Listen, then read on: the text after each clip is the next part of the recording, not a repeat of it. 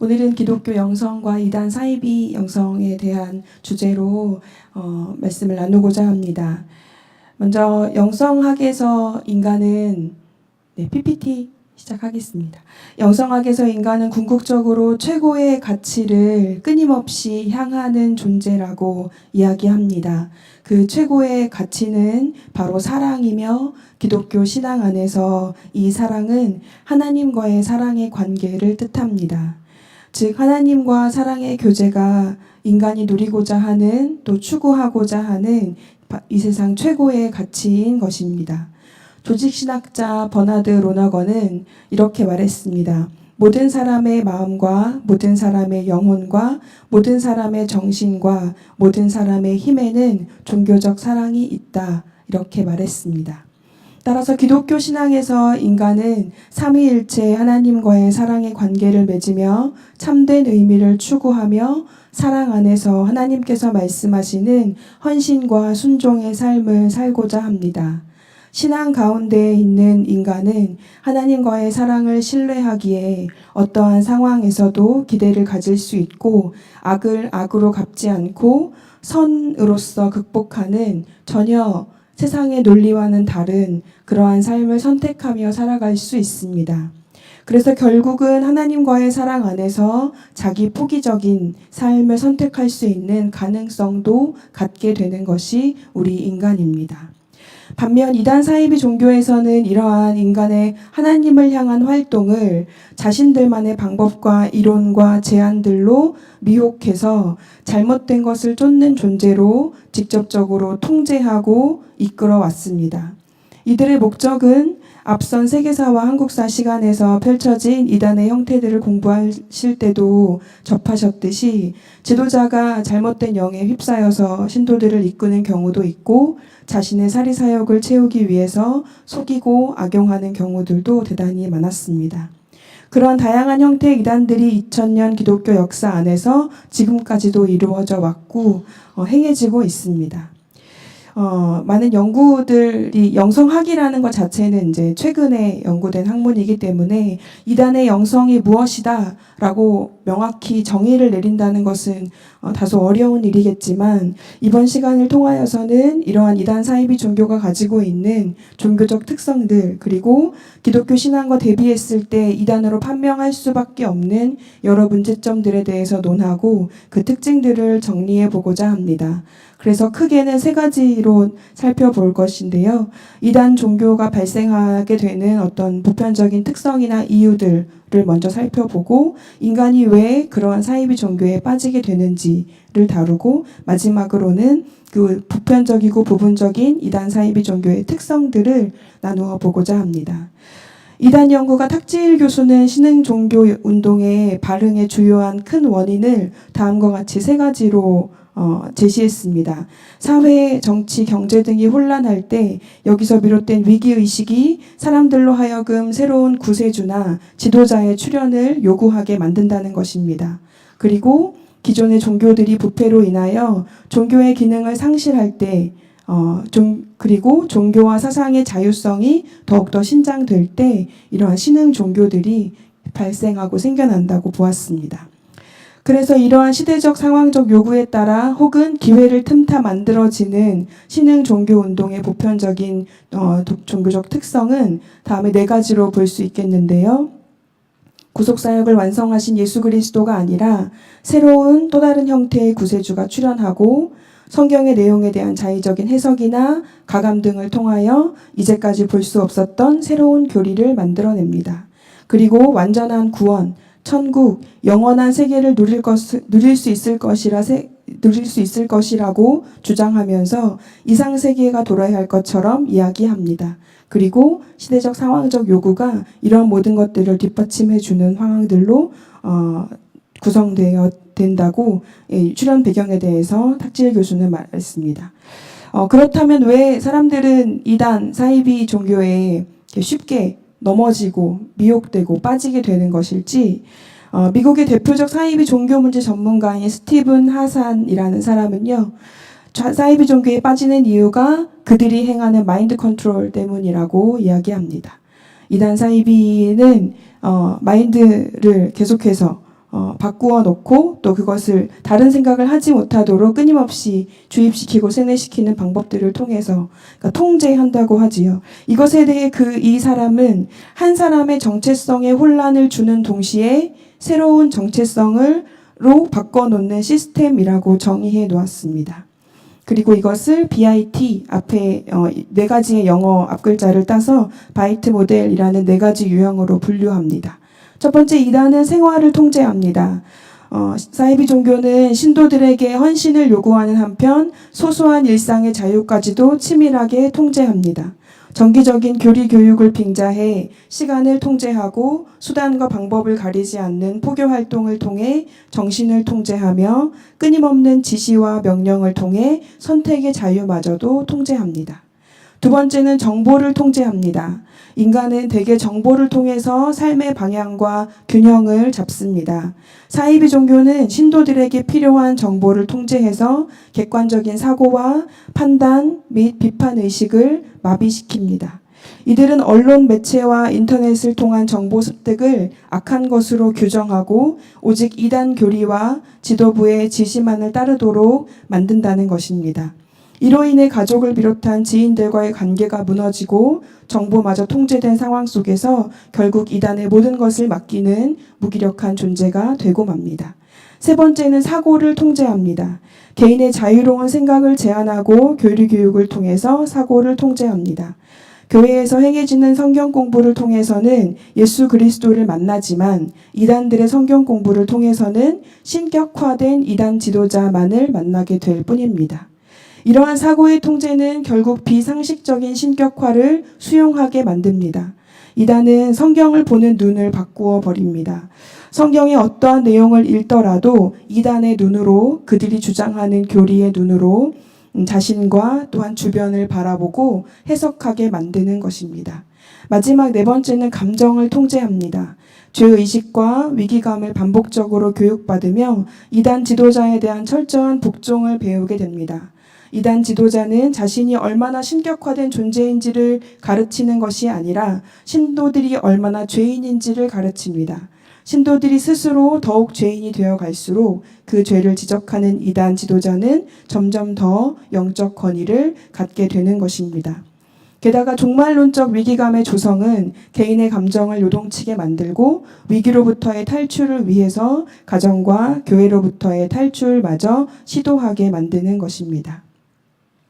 탁지일 교수는 이러한 이단 사이비 종교가 행하는 그들의 방법, 외적인 요인과 함께 우리 삶의 내적인 요인들에 대한 우려를 표명하면서 다음과 같이 지적했습니다. 사회의 문제는 불평등한 사회 구조적 모순 속에 살아가는 이 땅의 젊은이들, 청년들, 그들이 운명을 완전히 바꾸어 놓고 싶다는 그런 욕망을 가지고 이단을 찾게 만드는 것은 아닐지 그렇게 보았습니다. 그리고 지도자들의 비상식적이고 부정직한 모습이 상식적이고 정직한 그리스도인들을 이단 사이비에게로 내모는 것은 아닌지, 그것이 교회의 현재의 문제는 아닌지 짚어보았습니다. 마지막으로 가정의 문제는 겉보기에는 평온하고 화목하게 비춰진다 할지라도 실제로는 통제와 차별 및 폭력과 무료함이 곳곳에 내재되어 있는 집안이라면, 그래서 하루하루 집 안을 벗어나고 싶어하는 남편이나 아내, 부모나 자녀들이 있다면 가정 안에서 느끼지 못했던 정과 돌봄을 이단 단체 안에서 경험한 후에 자신의 정서적이고 심리적인 안정을 그곳에서만 찾으려고 하는 것은 아닐지, 이렇게 사회, 교회, 가정의 문제로 보았습니다. 그런데 비단 이런 내부적, 외부적 환경들에 의해서만 단지 사람이 이단에 미혹되는 것은 아니리라 여겨집니다. 서두에 언급했던 것처럼 버나드 로너건의 견해는 인간은 누구나 종교성을 갖고 있는데, 오늘 함께 읽었던 갈라디아서의 말씀처럼 이단에 미혹되는 자들은 다름이 아니라 하나님을 전혀 몰랐던 이들이 아니라 오히려 그리스도의 은혜를 이미 경험한 자들이었다 이야기합니다. 이미 경험한 자들이 다른 복음에 또다시 미혹되어서 그쪽으로 빠진다, 이렇게 설명하고 있지요. 기독교 신앙은 창조주이신 성부 하나님을 믿고 우리의 죄를 사하기 위해 구속사역을 완전하게 이루신 독생자 예수 그리스도를 구주로 고백하며 성령 하나님의 늘 함께 동행하심을 믿으며 다시 오실 주님을 기다리는 신앙입니다. 이 과정은 사람마다 느끼는 감정과 생각들이 저마다 다르겠지만 무척 길고 긴 싸움입니다. 또한 정통 기독교 신앙은 구주로 영접한 이후의 삶이 우리를 어떠한 보장으로 이끈다고 강조하지 않습니다. 예를 들어 물질의 풍요, 삶의 안정, 좋은 직장 등 심지어 구원의 문제까지도 그렇습니다. 구원의 문제는 그리스도를 믿을 때 구원받는 사실, 이것이 진리가 아니어서가 아니라 하나님을 믿는 신앙함, 그 믿음의 시련을 겪는 때가 오기 때문입니다. 사도 바울이 고백한 것처럼 믿음의 선한 싸움을 싸우며 달려가야 할 일들이 오히려 우리에게는 더 많기 때문입니다. 또한 다시 오실 예수 그리스도를 기다리며 그분을 따르기로 순종하는 삶은 더 많은 핍박과 고난과 환난이 있을 수 있습니다. 우리 주 예수 그리스도께서는 영원한 하늘의 소망으로 그것을 견디며 인내하라 말씀하셨습니다.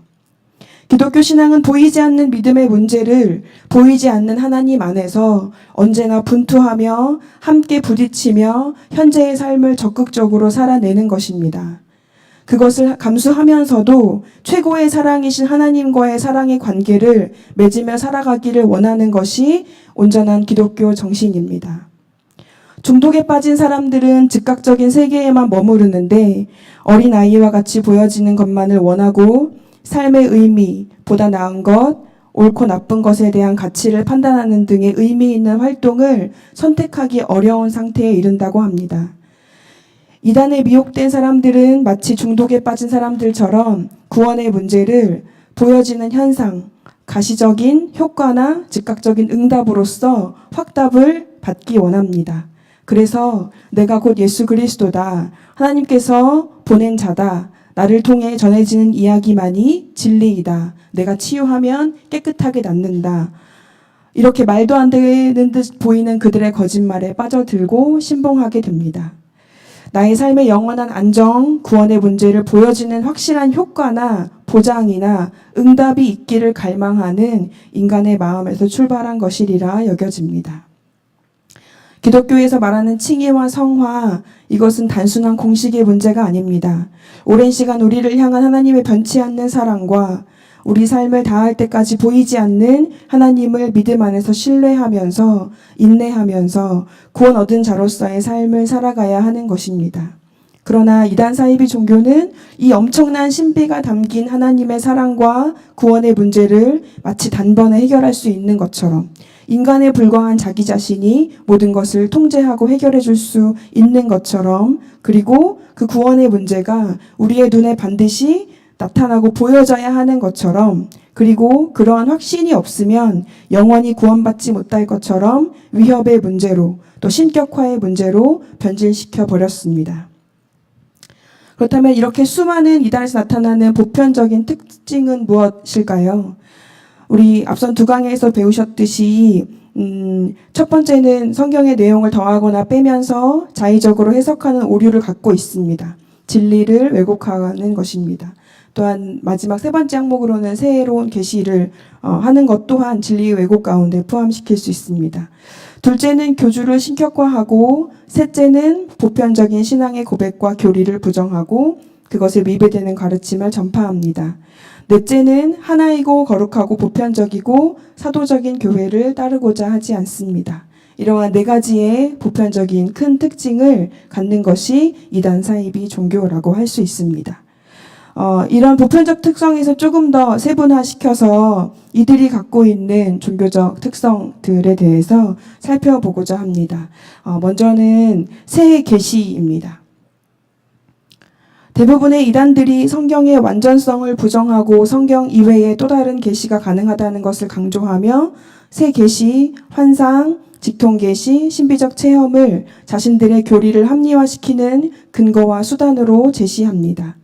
우리 2세기에 유행했던 몬타누스, 이 단어가 기억나실지 모르겠어요. 2세기 중엽 등장한 몬타누스 주의는 교리적인 면에서는 정통적이요, 윤리적인 면에서는 엄격한 엄숙주의를 따르고, 신앙적인 면에서는 초대교회의 사도적 신앙을 회복하려는 종교개혁의 운동이었지만, 자신들이 받은 계시가 새 계시라고 주장하는 오류를 범했습니다.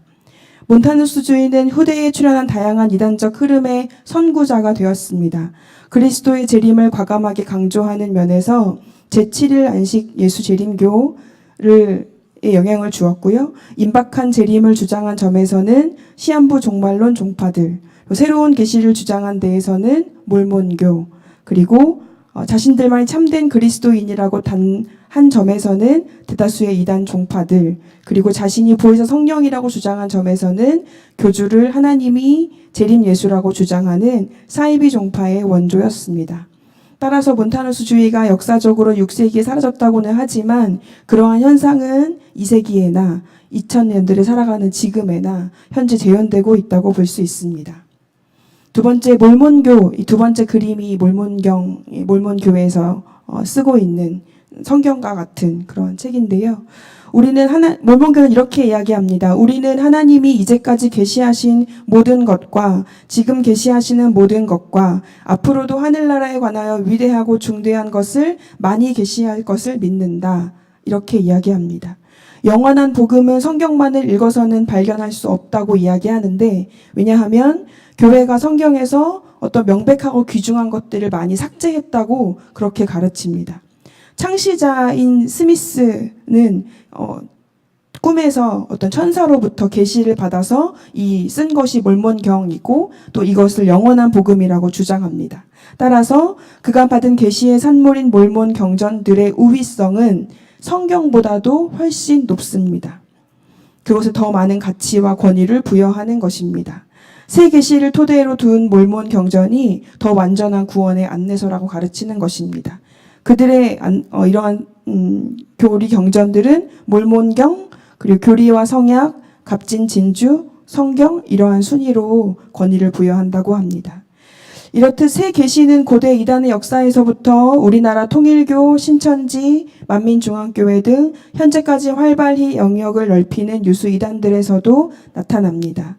그들은 새 계시로 인해 그리스도 안에 주어진 계시가 종료되었다는 교회의 정통적인 교리, 즉 계시의 종국성에 대한 신앙을 위협하고 부정했습니다. 그러나 교회는 정경의 완성과 더불어서 성서적인 계시, 규범적 계시는 종료되었으며 성령의 조명만이 지속되고 있다고 가르칩니다. 따라서 성경의 내용이나 권위를 능가하는 또 다른 계시는 존재할 수 없음을 우리는 기억해야 할 것입니다. 성경 구절 함께 읽도록 하겠습니다. 시작. 또 어려서부터 성경을 알았나니 성경은 능히 너로 하여금 그리스도 예수 안에 있는 믿음으로 말미암아 구원에 이르는 지혜가 있게 하느니라. 아멘. 예수 그리스도만이 우리의 구주시며 구원에 이르게 하는 지혜를 주실 수 있는 것은 오직 성경 하나뿐입니다. 시한부 종말론으로 들어가겠습니다. 종말은 기독교 신앙의 핵심입니다.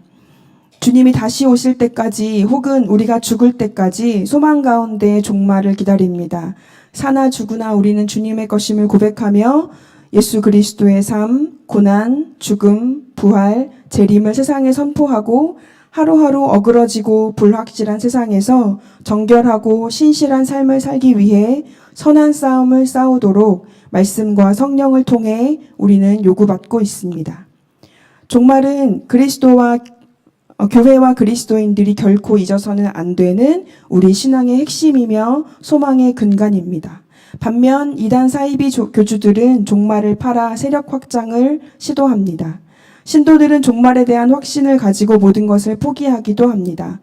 안타까운 점은 많은 뉴스나 지금까지의 일들을 보시면서 인지하셨듯이 그들이 주장하는 종말이 거짓이나 단지 그들의 사리사욕을 채우기 위한 사기극이라는 것이 밝혀진다 하더라도 종말론 집단을 거기 속한 사람들은 이탈하기보다는 또 다른 종말을 기다리면서 애처롭게 그렇게 자기의 상황을 계속 옮겨가며 그리고 영원한 하나님의 다시 오심의 그 사실을 믿는 것이 아니라 인간이 주장하는 시한부 종말론에 목을 메고 다시 또 그렇게 돌아가는 형태를 본다는 것입니다.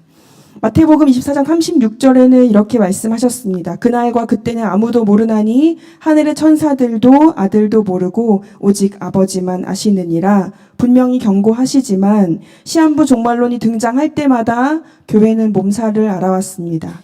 성경은 예수 그리스도를 믿는 자마다 멸망하지 않고 영생을 얻게 하려 하신다는 하나님의 뜻을 처음부터 끝까지 가르치고 주장하지만 이들은 항상 어떤 때를 설정하고 또 구원받을 수 있는 숫자 14만 4천이라는 요한계시록에서의 그 숫자를 인용하면서 구원의 편협성으로 그렇게 사람들을 몰아갑니다. 이 현상은 시한부 종말론이 나타나는 현상은 한국 특유의 현상도 또 일시적인 현상도 아닌 기독교 2000년 역사상 계속해서 반복되고 있고 성서 시대까지 거슬러 올라갈 수 있습니다. 한 예로 안식교를 창시한 저 예수재림교를 창시한 밀러라는 사람은 1843년 3월 그리고 1년 뒤까지 그 안에 그때의 종말이 이루어진다라고 주장했습니다. 그런데 그 시기가 되었을 때 어떤 일이 일어났을까요? 아무 일도 일어나지 않았습니다. 그러면서 이가 또 주장하는 것은 날짜를 바꿉니다. 10월 22일에 종말이 또 올 것이라. 이때가 또 되면 무엇이 일어났을까요? 아무 일도 일어나지 않았습니다. 네, 이렇게 계속해서 날짜를 바꾸어 가면서 자기들의 거짓말이 드러나면 꼬리를 내리고 존재를 감추거나 해야 할 텐데 제7일 안식교는 지금도 아시다시피 여전히 교회의 세력들을 확장해 가고 있습니다. 한국에서는 근대 근현대사의 혼란기에 이러한 일들이 많이 등장했는데요. 불안정하고 불확실한 세상의 고통이 어떤 정해진 날 그때에 곧 끝난다는 희망은 일제강점기 또한 공사정권 아래에 있는 그리스도인들에게 달콤한 유혹이었습니다. 고난의 시간을 보내는 동안 어떤 문제도 해결해 주지 못하고 있는 그런 대안을 찾지 못하고 있는 기성교회가 임박한 종말을 내세워서 회복을 말하고 소망이 있다 말한 이단들의 접근을 막아내기가 쉽지 않았습니다. 그래서 한때 250여 개의 종말론에 대한 단체와 약 2만 명의 신도가 우리나라에도 있었다고 합니다. 그리고 보시다시피 다미선교회, 디베라선교회 익숙한 이름들 또한 교주들의 이름들이 보이실 텐데 이들도 종말론을 주장하면서 우리의 그런 현재의 불안함에 대한 위협을 계속해서 해왔다고 할 수 있겠습니다. 안식교의 영향을 받은 안상홍 하나님의 교회도 1988년, 1999년, 2012년 반복적인 종말을 주장해 왔습니다. 그런데 모순적인 면은 하나 발견했는데요. 하나님의 교회가 2012년 종말을 얘기하면서도 29개 지역의 부동산을 매입해서 대형 교회를 설립했다는 것입니다. 이 단체가 3에서 4조 정도의 재산이 있다고 추정하고 있는데요. 이 단체는 또 독특하게 어떤 사업을 하지 않는다고 합니다. 그런데 그럼에도 불구하고 이런 엄청난 재산을 모았다는 것은 신도들의 헌금에 의해서 이것이 모아졌다고 한다면 시한부 종말론을 통한 그 위기감을 조성하고 헌금을 유도한 것으로 볼 수 있다는 것입니다. 이는 명백한 참된 신앙을 전수하려는 교회의 방향과는 정반대의 노선이며 사적 이익만을 추구하려는 이기적인 사이비 집단입니다. 14만 4천에 속해야 한다고 그렇게 거짓 주장을 하면서 어긋난 선민의식과 욕망을 부추기고 있는 신천지 역시도 마찬가지입니다. 교회의 종말은 교회의 소망입니다. 하나님께서 말씀하신 참된 종말은 판매용 사업 아이템이 아니라 매일의 삶을 성실하게 살 수 있도록 도와주는 영적인 에너지입니다. 그래서 우리는 우리가 살아도 주를 위하여 살고 죽어도 주를 위하여 죽나니 그러므로 사나 죽으나 우리가 주의 것이로다 라고 고백하며 하루하루를 시한부 종말의 위기감이 아니라 평범한 소망 속에서 살아갑니다. 또한 14만 4천의 완성도 어떤 인간의 노력의 결과가 아니라 구원은 하나님의 값없이 주시는 은혜의 선물임을 믿습니다. 말씀 한 구절을 더 같이 함께 읽겠습니다. 시작. 주의 약속은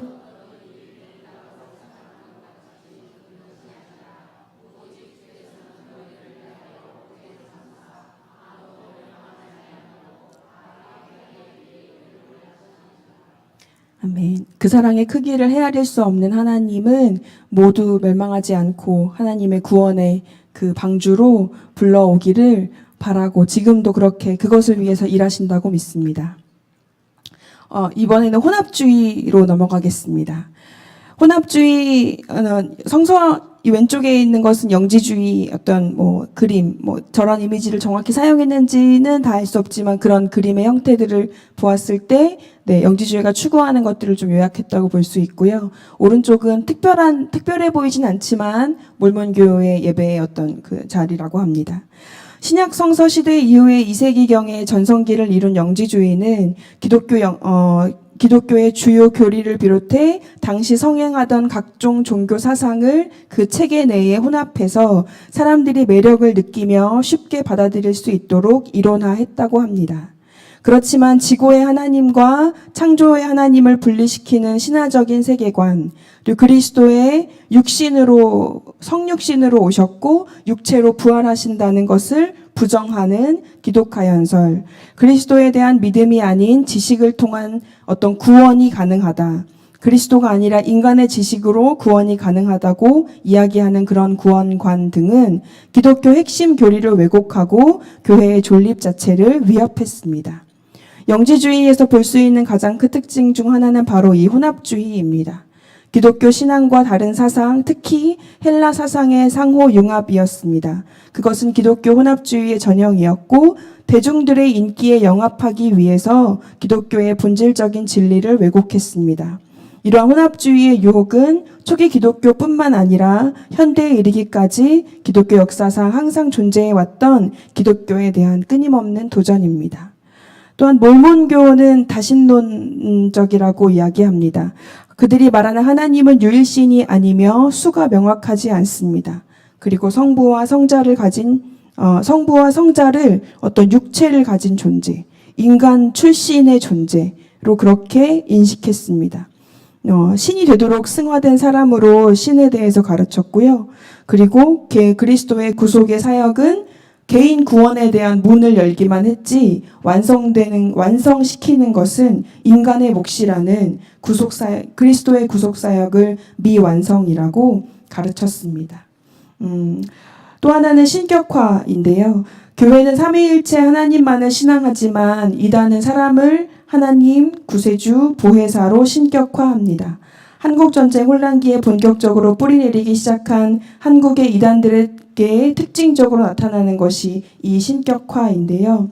이것은 신관이라고 불리기도 민망할 정도로 그들은 자신만이 이 땅을 구원할 하나님께서 보내시는 구세주 또는 내가 천부라고 주장하지요. 자기 자신을 믿고 신봉할 것을 신도들에게 강요합니다. 한국 이단의 뿌리인 통일교 문선명은 자신을 구세주, 재림 그리스도, 하나님으로 신격화했고 또 다른 뿌리인 박태선의 전도관은 자신을 하나님으로 신격화했습니다. 이들의 영향을 받은 정명석, JMS, 또 신천지의 이만희, 안상홍 등도 자신의 신격화에 여념이 없습니다. 특히 통일교의 문선명은 그리스도를 실패자로 보았고 신성과 육체로의 부활을 부정했습니다. 초림 예수와 재림 예수를 다른 인물로 보았고요. 양자가 같은 인물이 아니라 다른 인물로 본다는 것은 성서의 교훈과 완전히 일치하지 않습니다. 양자를 그렇게 그리스도 이외에 또 다른 구원자가 있다는 의미를 내세우기 위해서 초림 예수와 재림 예수를 다른 사람으로 구별했는데 이것은 명백히 성경을 부정하는 것입니다. 또한 통일교가 주장하는 세 번째 아담이나 다른 메시아는 비성경적인 인물이며 불필요한 존재다. 이렇게 문선명을 재림주로 신격화하며 격상시키는 것은 적그리스도의 전형이라고 할 수 있겠습니다. 말씀을 또 한번 같이 읽겠습니다. 시작. 이스라엘아 들으라. 우리 하나님 여호와는 오직 유일한 여호와이시니 너는 마음을 다하고 뜻을 다하고 힘을 다하여 내 하나님 여호와를 사랑하라. 하나님께서는 하나님 외에 다른 신을 우리에게 가르쳐주지 않으셨습니다. 삼위일체 하나님을 신앙하는 기독교 정통 신앙은 성부, 성자, 성령 하나님 이외에 다른 것을 따르거나 세우지 말라고 말씀하십니다. 우리 하나님 여호와는 오직 유일한 여호와이시며 감히 사람이 자기를 통하여 새로운 구원을 이루신다 주장할 수 없습니다. 자신이 세상을 새롭게 세울 하나님이라 주장하는 이러한 주장은 명백히 성령을 모독하는 행위이며 또한 유일하신 여호와 하나님의 이름을 망령되이 일컫는 행위라고 볼 수 있습니다. 네 번째는 혼합주의의 양상에서 또 나타날 수 있는 것인데요. 특히 우리나라에서 볼 수 있는 독특한 부분이라고 할 수 있겠습니다. 무속신앙에 대한 이야기를 잠시 나누려고 합니다. 한국인의 의식과 행동에 큰 영향을 미치고 있는 민간 신앙은 무속신앙, 즉 샤머니즘입니다. 샤머니즘은 신령과의 접촉을 통해서 복을 빌고 재앙을 물리침으로써 인간의 소원을 성취할 수 있다고 믿는 주술적인 종교 현상입니다.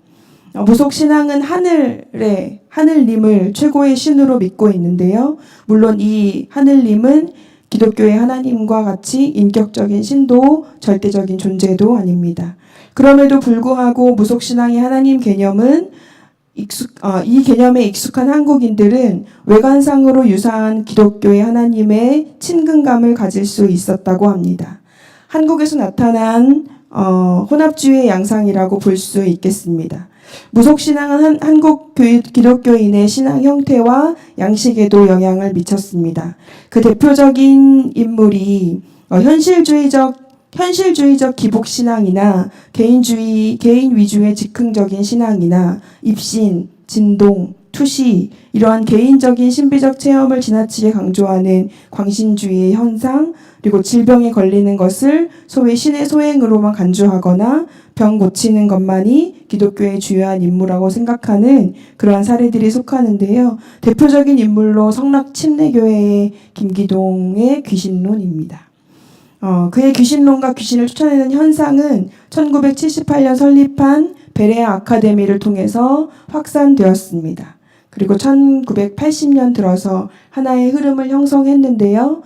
그것에 영향을 받은 그리고 그것 속한 단체라고 할 수 있는 대표들과 그리고 단체들의 이름입니다. 이초석, 한만영, 이명범, 그리고 예루살렘교회 땅끝예수 전도단 등등이 속해 있습니다. 이런 기독교 교리와 무교의 신앙을 혼합한 토착화의 산물이라고 할 수 있는 무속신앙 안에서 극단적 신비주의의 현상이 또 나타나는데요. 그거 함께 만민중앙교회 이재록, 또 박태선과 전도관, 영생교, 또 이러한 많은 신천직에 이르기까지 세 계시를 받은, 그리고 내가 하나님이다라고 주장하고 있는 그들이 어떤 자기들이 경험한 신비적인 체험이 우리 하나님을 믿는 또 이단을 따라오고자 하는 그 사람들을 현혹시키고 미혹시키기 위한 좋은 수단으로 그렇게 사용되었다고 볼 수 있습니다. 박태선의 전도관을 잠시 살펴보겠습니다. 박태선의 사망으로 현재는 교세가 현저히 위축되었지만 그 여러 가지의 분류된 영향을 받은 많은 단체들이 지금도 계속 존속하고 있음을 볼 수 있습니다. 박태선은 천부, 즉 박태선을 하나님으로 믿는 종파입니다. 중심 주제는 박태선이 누구냐 하는 것이며 그 핵심은 바로 박태선이 인류의 구원자라는 것입니다. 그는 정통 기독교의 장로교 출신이었습니다. 그런데 한국전쟁 당시에 피난 생활 동안에 그의 피가 소변으로 다 빠지는 대신에 그리스도의 보혈로 채워지는 소위 영체의 교환을 경험했다고 그렇게 주장하는 사람이었습니다. 전쟁이 끝난 후에 자기 집에서 기도실을 마련하고 병자를 대상으로 그 치유사역, 신유의 사역을 펼쳤습니다. 그의 신앙생활 전반부는 열정적인 신비 또는 은사파 장로였다고 한다면 1955년 남산 집회를 계기로 그는 사이비 교주의 삶을 끝까지 살았다고 볼 수 있습니다. 그가 세운 신앙초는 학교, 주택, 상점 등의 시설을 두루 갖춘 일종의 신앙 공동체였는데 자신이 한강물을 향해서 기도하면 물이 휘발유로 변한다고 그런 터무니없는 말도 안 되는 주장도 했었다고 합니다. 또 귀신론을 주장하는 김기동 또한 그의 축사 행위, 극단적 신비주의 형태의 이단이라는 이유로 대한예수교 장로회 통합 측에서 이단으로서의 규정을 했습니다.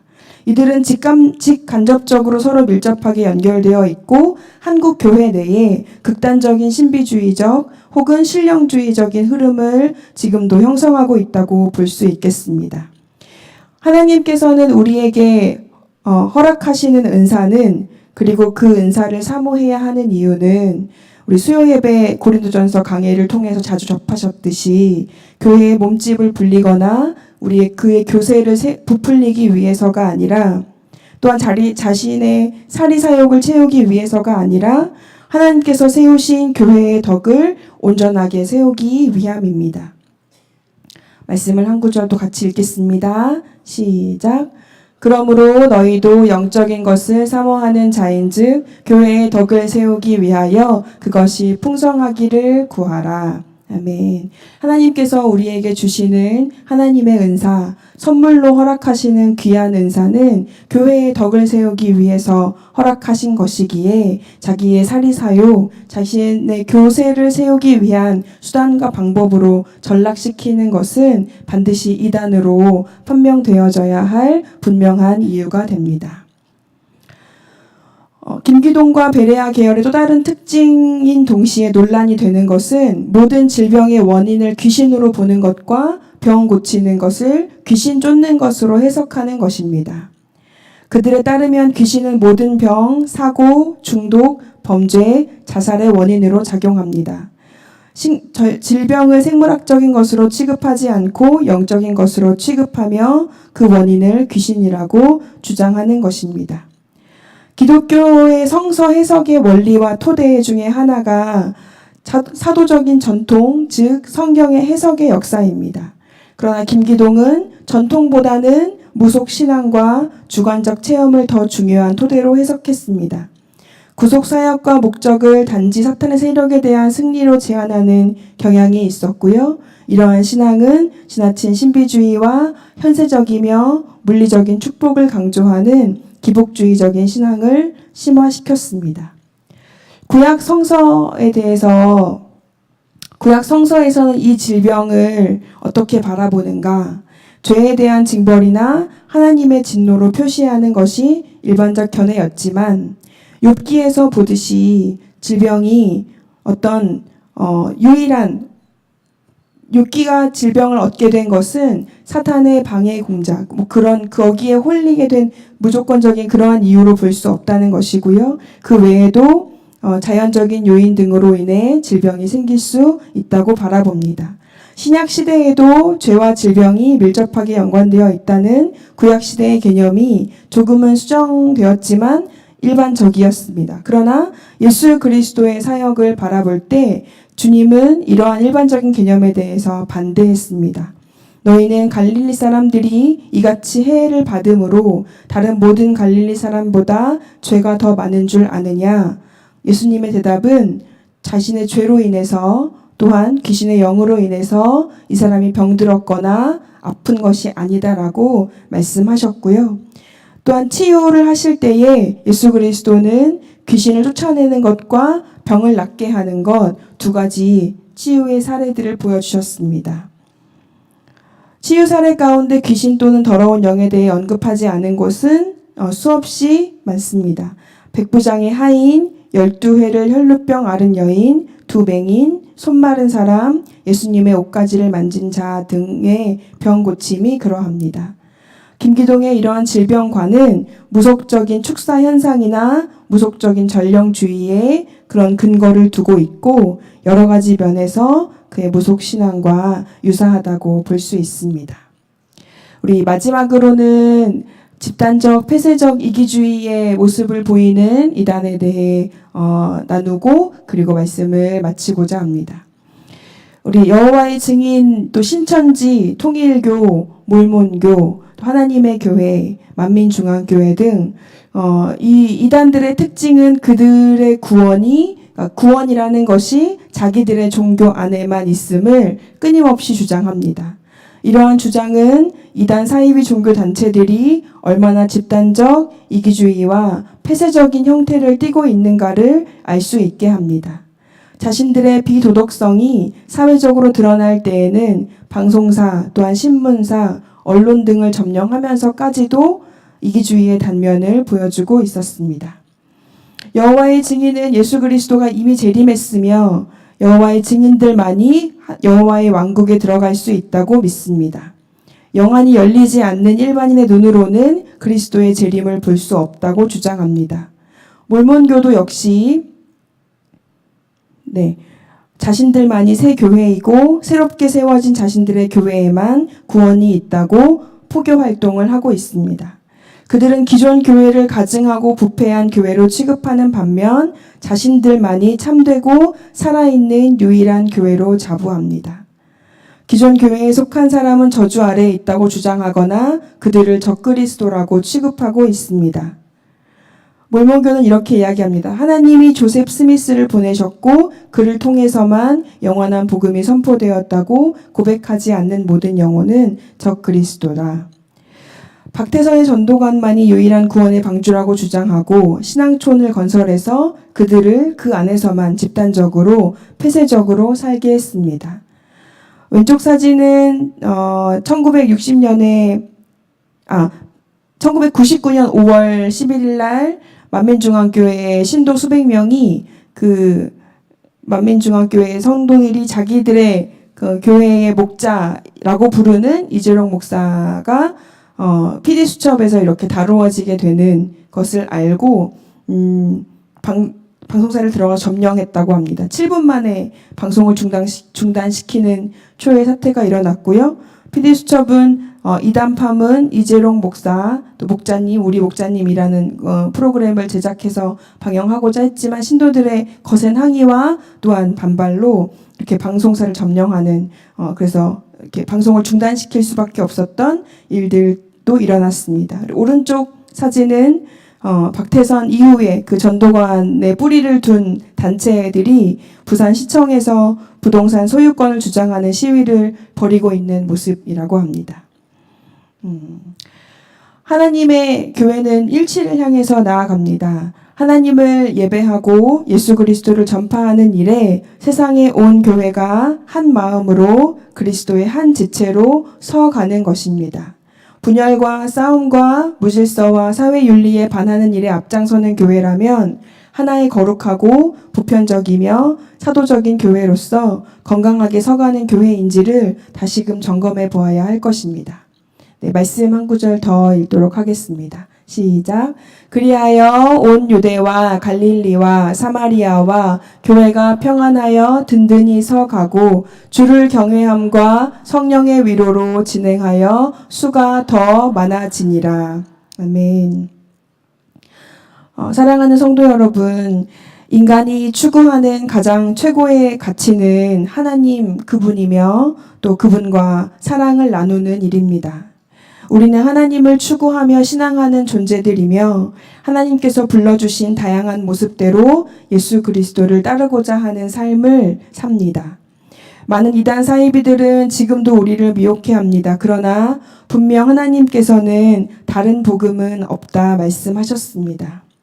그리스도의 은혜를 입은 자로서 우리 믿음의 싸움이 오랜 시간이 걸리고 또 깎여지고 연약해지는 모습이 때로는 아프고 힘에 겨울 때가 있을지라도 약속하신 종말이 더디 온다 할지라도 그 약속을 변치 않으시는 신실하신 하나님만을 신뢰하며 끝까지 하나님만 사랑하는 저와 여러분 우리 모두가 되시기를 주님의 이름으로 축복합니다.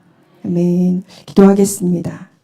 사랑하는 하나님 아버지, 하나님께서 세우신 교회를 사랑하며 삼위일체 하나님만을 신앙하며 덕을 세우고 진리를 전하고 예수 그리스도를 온전히 따르는 삶을 살기를 소망합니다.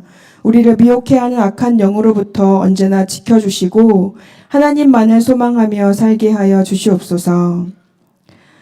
이제는 우리 주 예수 그리스도의 구원의 사역을 완성하신 그 은혜와 하나님 아버지의 신실하신 사랑하심과 성령 하나님의 고치시고 회복해 하시고 인내하게 하시며 위로하여 주심이 하나님만을 신뢰하며 참된 신앙을 지키고 살아가기를 고백하며 다짐하는 여기 모인 모든 성도님들과 가정과 교회 위에 이제로부터 영원토록 항상 함께 하시기를 간절히 축원하옵나이다. 아멘.